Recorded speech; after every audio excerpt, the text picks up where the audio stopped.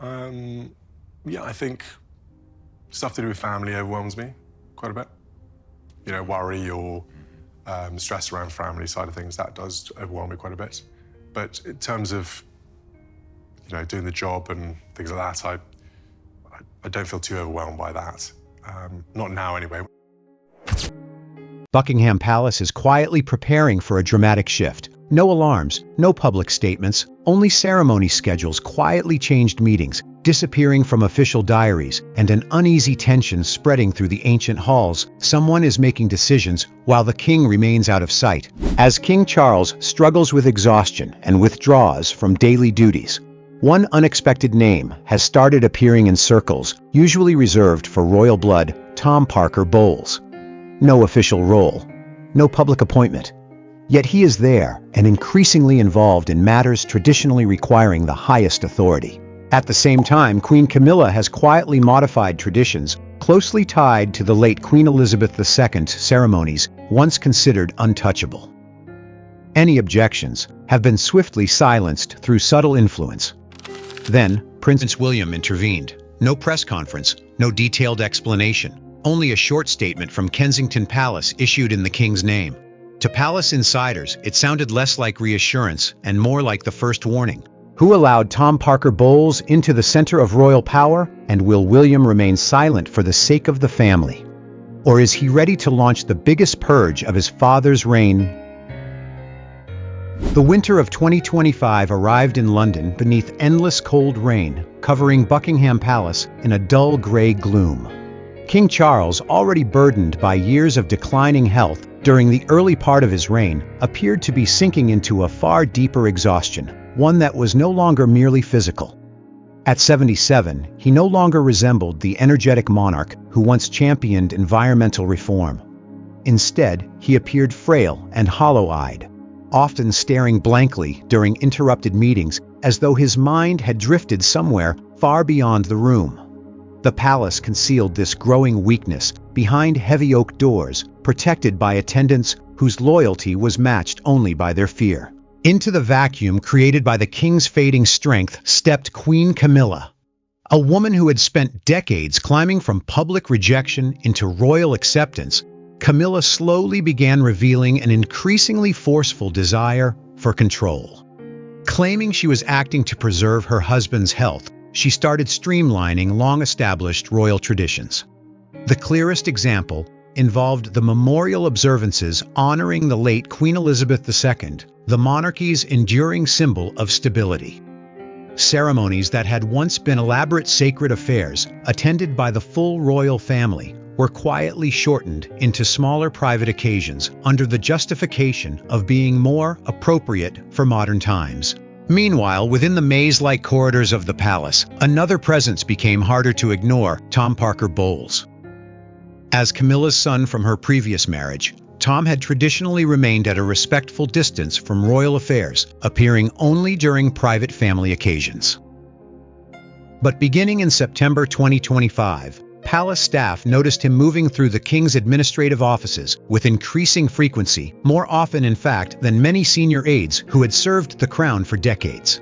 Carrying himself with the confidence of someone protected by powerful influence, Tom began sitting in informal strategy meetings, listening to confidential briefings, and occasionally inserting his own opinions into discussions. Prince William noticed these developments immediately. He was no longer the inexperienced prince of earlier years, but a hardened figure shaped by personal loss and public pressure. His relationship with Camilla had long existed under an uneasy truce, polite on the surface for the sake of the monarchy, yet permanently shadowed by memories of his mother, Princess Diana. William possessed the instincts of a man trained to detect danger within the institution. Increasingly, he observed important decisions: estate budgets, ceremonial adjustments, travel plans being approved rapidly without the normal authorization of the Ceremonial Council. His concern deepened one evening while reviewing internal staffing assignments for the winter season. Among the official entries, one line immediately caught his attention: Tom Parker Bowles, temporary coordination support. William froze. Throughout the long history of the House of Windsor, there had never been such a vague and unofficial designation granted to someone entirely outside the royal bloodline. It was not a legitimate office. It was an intentionally created loophole one Camilla had designed to quietly position her son closer to the center of royal authority. The situation escalated further during a major memorial service at St. George's Chapel. Only 30 minutes before the ceremony began, the official program was suddenly altered. Staff members scrambled in confusion, while security officers received contradictory instructions.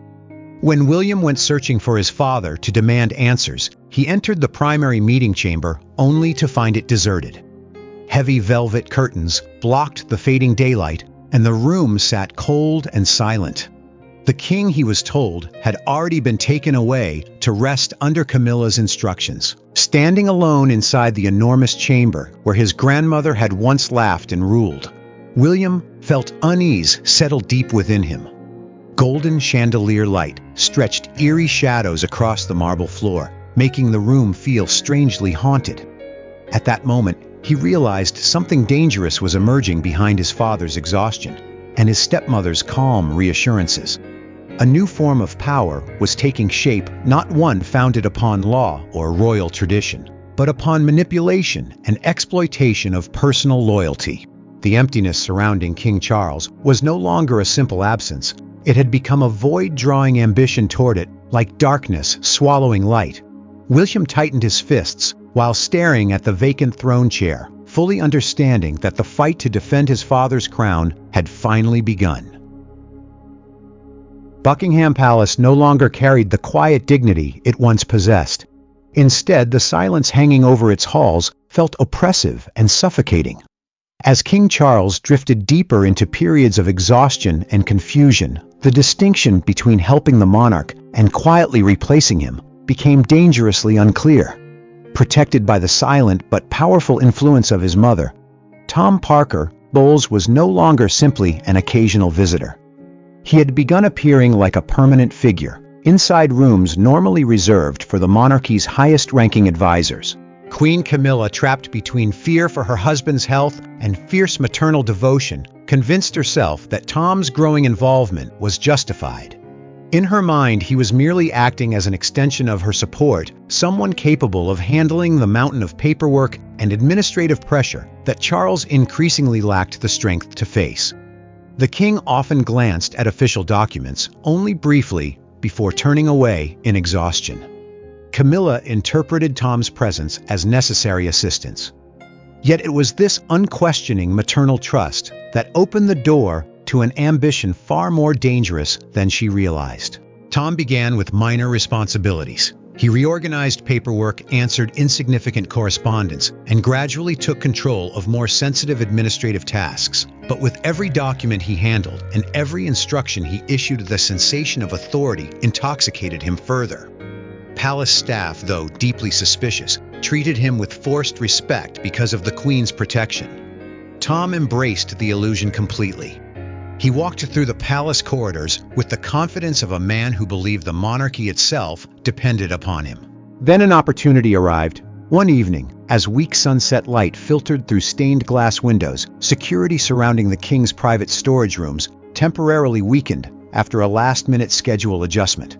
Tom seized the moment. Slipping quietly into Charles's private study, he breathed in the lingering scent of sandalwood and old paper. His pulse thundered with fear and excitement. Resting atop the historic oak desk, the same desk where decisions shaping history had once been signed, was a small leather box lined with velvet. Inside it rested the king's royal seal, the ultimate symbol of executive authority.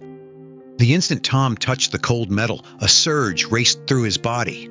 This was no ordinary object. It represented entry into a world of power someone like him had never imagined possessing. In that moment, greed overwhelmed all restraint. Assisting the monarchy was no longer enough. He wanted influence, control. Carefully hiding the seal beneath his coat, Tom left the room, feeling its weight against his chest like stolen treasure. Within days, shockwaves spread quietly through the palace after a suspicious internal document began circulating among senior courtiers. The forged paper officially named Tom Parker Bowles as Special Ceremonial Advisor. Armed with this fabricated authority, Tom's behavior changed dramatically.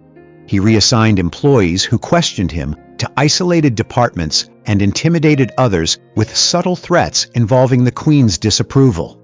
His voice became sharper, colder, filled with imagined superiority. Ordinary conversations transformed into commands. Late at night, Tom often remained alone inside the office he had unofficially claimed.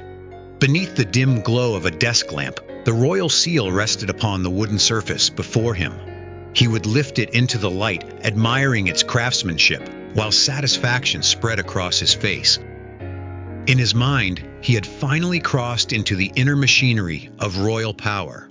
He believed himself untouchable, essential. What Tom failed to realize was that elsewhere within the dark palace corridors, people loyal to truth and royal law had already begun quietly tracking every step he took. The authority he believed he possessed was nothing more than a fragile structure built on lies. And the tide threatening to wash it away had already begun to rise. Arthur was among the few who noticed everything. For more than 40 years, the elderly chamber servant had lived quietly within palace walls, polishing brass handles and arranging silver trays with unwavering discipline. He belonged to the era of Queen Elizabeth II, a generation that treated silence as virtue and loyalty as sacred duty. But amid the suffocating stillness now hanging over Buckingham Palace, Arthur sensed something deeply wrong. It felt as though dishonesty itself had begun creeping through the cracks of the royal household. His thoughts became increasingly troubled by what he had repeatedly witnessed inside Tom Parker Bowles's temporary office. On several occasions, while delivering tea, Arthur noticed Tom abruptly hiding piles of paperwork beneath old maps or hurriedly locking small items away inside secured drawers, his expression visibly shaken. Having served through 2 monarchs, Arthur possessed sharp instincts. He immediately recognized that the directives Tom gave staff members lacked the king's familiar tone. Charles had always ruled with patience and restraint. Tom's orders, by contrast, carried cold urgency, the harsh edge of someone desperately grasping for authority that did not belong to him. Fear slowly transformed into quiet outrage. After countless sleepless nights spent alone in his cramped attic quarters, Arthur finally accepted that remaining silent would make him complicit. He needed someone powerful enough to stop what was unfolding, but also someone honorable enough to act wisely. There was only one person he trusted for that role, Prince William. Their meeting happened at dawn, along the corridor leading toward Kensington Palace's rear gardens. William, dressed casually for an early morning walk after several exhausting days, paused when Arthur stepped from behind a stone statue. The servant's thin shadow stretched weakly across the ground. There were no unnecessary words. Arthur simply bowed deeply with trembling hands before removing an aged envelope from his uniform pocket. The moment William looked into the old servant's fearful eyes, he understood immediately this was not a personal request. It was a warning coming from the very heart of the palace itself. William returned at once to his private office and locked the door behind him. As he reviewed the papers Arthur had delivered, tension tightened in his chest. One document in particular seized his attention, an administrative order changing the official security procedures surrounding the royal seal. The signature carried King Charles's name, but something was wrong. The handwriting appeared unnaturally rigid, lacking the softer strokes and slight tremors William knew intimately from his father's writing. Years of royal training sharpened his instincts instantly. He compared the document against the king's verified schedule. According to official records, at the exact moment the order had supposedly been signed and authorized, Charles had been isolated in medical recovery and receiving no visitors whatsoever, not even senior aides. The conclusion was undeniable. Someone had used the royal seal illegally. A wave of fury shot through William. This was no longer a case of Camilla overstepping boundaries or Tom indulging dangerous ambition. This was something far more serious, a hidden attack against the legitimacy of the monarchy itself. If such a scandal reached the press, before the family contained it internally, the damage to the crown's already fragile reputation could become irreversible. Even so, William forced himself to remain calm. acting recklessly would only allow Camilla to defend her son emotionally and reduce the matter to a private family dispute.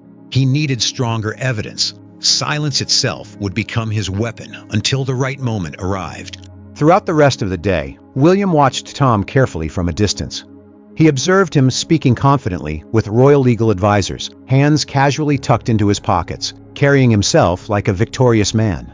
He watched Camilla gently rest her hand upon her son's shoulder, her face softened by relief at believing Tom was helping ease the king's burden. The contrast between Tom's deception and Camilla's tragic innocence filled William with even deeper sorrow for his father. That night, William stood beside the window overlooking the empty palace square below. In his hands rested Arthur's written testimony, alongside copies of the forged documents. For the first time, he fully understood the weight now resting upon him. This situation had grown beyond the Parker Bowles family. It had become a battle for the integrity of the monarchy itself, for the legacy of Queen Elizabeth II, and the dignity of King Charles. William knew what had to happen next. He would reconstruct every detail of the conspiracy-gather testimony from every staff member Tom had intimidated and assemble undeniable proof. The coming royal family gathering would not resemble a discussion. It would become a silent courtroom where truth itself would deliver judgment. During the following days, Prince William became almost ghost-like within the palace, moving silently between ancient archives and secured document chambers. Night after night, while the rest of Buckingham Palace slept, he worked alongside a select circle of royal legal advisors, individuals whose loyalty belonged not to personalities but to the crown itself. Under the pale glow of desk lamps, William carefully examined papers, carrying his father's signature, comparing records, line by line, through magnifying lenses. The further he investigated, the more disturbed he became by the depth of Tom Parker Bowles' manipulation. The falsified documents extended far beyond staffing matters. They had already begun interfering with royal trusts and ceremonial rites reserved exclusively for the monarch. Yet the most devastating revelation struck William on a deeply personal level. Queen Camilla herself was not the mastermind he had imagined, but another victim caught within her son's deception. Through timelines, meeting records, and internal communications, William uncovered how carefully Tom had built a barrier of controlled information around his mother. He fed her carefully edited summaries, wrapped in compassionate language, presenting himself as a loyal son, sacrificing everything to ease the king's burden. Terrified by Charles's worsening condition, Camilla leaned on Tom emotionally, believing she was allowing him only limited assistance through harmless verbal permissions. She never realized that while she offered trust upstairs, Tom was downstairs, transforming those casual approvals into official legal authority through the stolen royal seal. The discovery trapped William inside a moral conflict. Revealing everything immediately could destroy the fragile peace still surrounding his father during illness. But remaining silent would allow Tom's corruption to spread deeper into the monarchy, slowly rotting its foundations from within. William finally understood the true brilliance of Tom's scheme. Camilla herself had been positioned as protection. If the scandal exploded publicly, blame would fall upon the Queen for abusing power, while Tom could hide behind the excuse that he had simply acted according to his mother's wishes. William's anger intensified as Tom's confidence grew more reckless by the day. He started insisting his name appear on official guest lists for major state occasions, and even adjusted banquet seating arrangements himself, ensuring his position edged ever closer to the throne. More than once, William observed him in palace corridors, smoothing his jacket with smug satisfaction, his expression radiating the arrogance of a man convinced he controlled the future of the House of Windsor. The situation reached a breaking point when William uncovered proof that Tom had deliberately taken advantage of Camilla during emotionally vulnerable moments, persuading her to sign blank sheets of paper. To William, it represented the cruelest violation imaginable, not only a betrayal of the royal family, but a betrayal of the very mother who had opened palace doors for him. Sitting alone, William tightened his grip around the wooden armrest of his chair, fully feeling the unbearable responsibility awaiting him as heir to the crown. He understood he could no longer stand aside and simply observe events unfolding, Inside the darkness of his office, William began preparing for a formal gathering of the entire royal family. This could not become an emotional family argument where affection distorted justice. He required an official setting where evidence would speak under the authority of the royal council itself. He chose not to warn Camilla beforehand, not out of cruelty, but because he knew the truth would only be accepted once exposed completely without softening or negotiation. The stage was finally set when William sent sealed invitations, summoning council members and senior legal advisors to attend what was formally described as an emergency meeting concerning the future of the institution. As dawn slowly brightened the London skyline, William stood before the large mirror in his chamber. Looking back at him was no longer merely a prince, but a future king prepared to perform painful surgery in order to save the monarchy itself. This battle had ceased being about power. It had become a fight for honor, truth, and the integrity of the crown his father still wore. That morning, the grand meeting chamber inside Buckingham Palace felt heavy with unbearable tension, as if a violent storm were moments away from breaking. Prince William sat at the head of the long polished table, his expression hard and unreadable, calm as stone. Across from him, Queen Camilla struggled to conceal her nervousness. Her tired hands repeatedly adjusted the pearls around her neck, while her eyes instinctively searched for reassurance from her son. Beside her sat Tom Parker Bowles, forcing a weak, strained smile as he clasped his hands tightly together atop the shining wood. When the meeting officially commenced, William wasted no time on formalities or speeches. Without hesitation, he opened a black leather case and spread thick folders of evidence across the table. One by one, the documents slid into the center, like decisive moves in a fatal game of chess. There were handwriting comparisons examined beneath infrared analysis, detailed timelines exposing unauthorized uses of the royal seal during periods when the king had been medically unavailable, and perhaps most damaging of all, signed testimonies from palace employees whom Tom had threatened or manipulated. Silence consumed the room. William spoke at last, his voice low and controlled, carrying the cold certainty of judgment. He did not rely on emotion or personal accusation. Instead, he dismantled the entire scheme through undeniable facts and legal precision. Piece by piece, he explained how the king's seal, the sacred emblem of royal authority, had been unlawfully removed from secured storage and pressed onto forged documents to manufacture false power. With every passing moment, Tom's composure crumbled further. The confidence he had worn so proudly vanished beneath visible panic. Sweat gathered across his face while his eyes darted anxiously toward the exposed documents detailing his fabricated appointment as Special Ceremonial Advisor. But the true devastation arrived when William presented evidence proving Tom had manipulated Camilla into signing blank papers later converted into official authorizations. A sharp breath escaped the Queen. Camilla stared at her son in disbelief, her widened eyes filled not merely with shock, but with the painful collapse of a mother's trust. In that instant, she understood the horrifying truth. Without realizing it, she had become a shield protecting someone who had been quietly undermining the monarchy itself. Tom made one final desperate effort to defend himself. Instead of speaking clearly, he fumbled nervously with scattered papers, almost as if physically removing them could erase reality. He muttered weak explanations about helping the king during difficult times and easing royal burdens, yet every attempt collapsed beneath the icy silence of the royal legal advisors watching him with open contempt.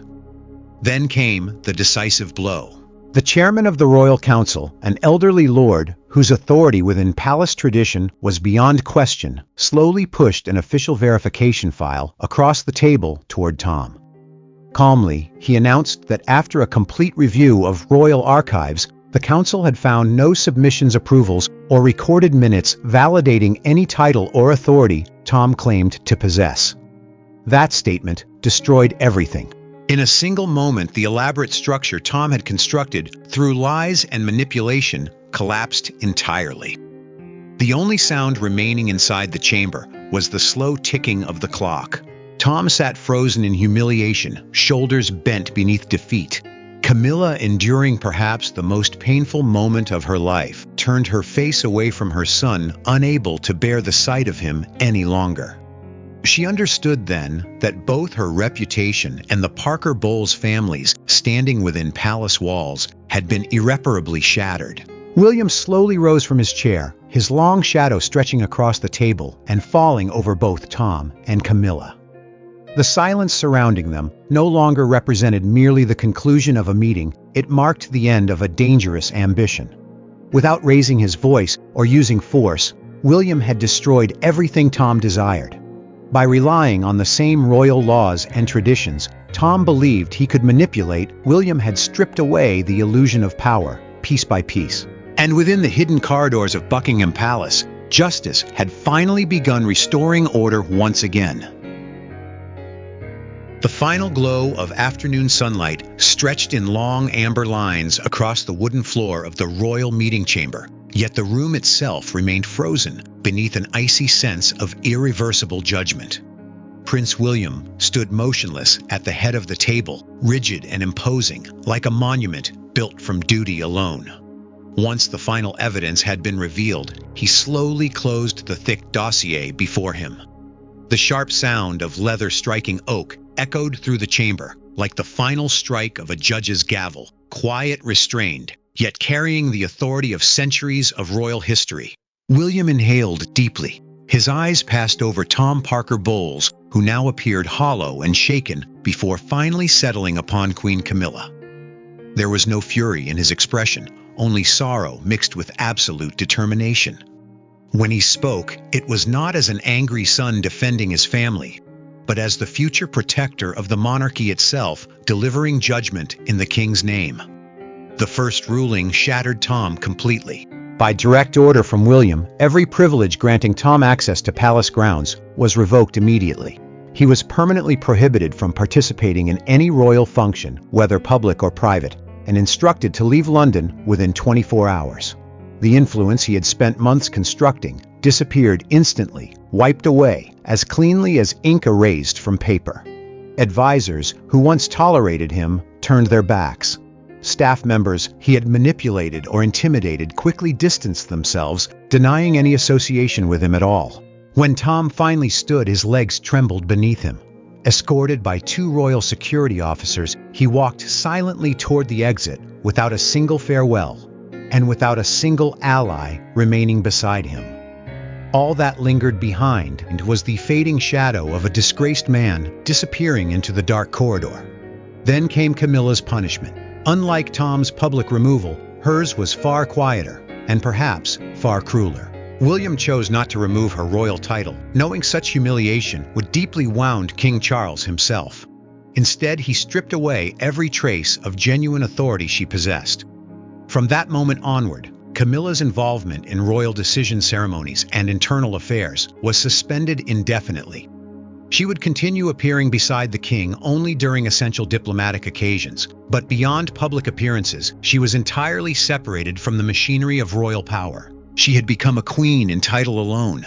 Camilla remained seated in silence, eyes closed, finally confronting the devastating truth that years of reputation and sacrifice had been destroyed by her blind trust in her son.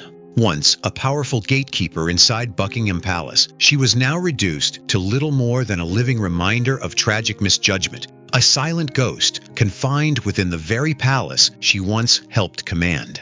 For those who had dared speak the truth, however, justice arrived differently. Arthur and the palace employees Tom had unfairly reassigned were restored to their original positions, accompanied by formal apologies issued directly from Prince William's office.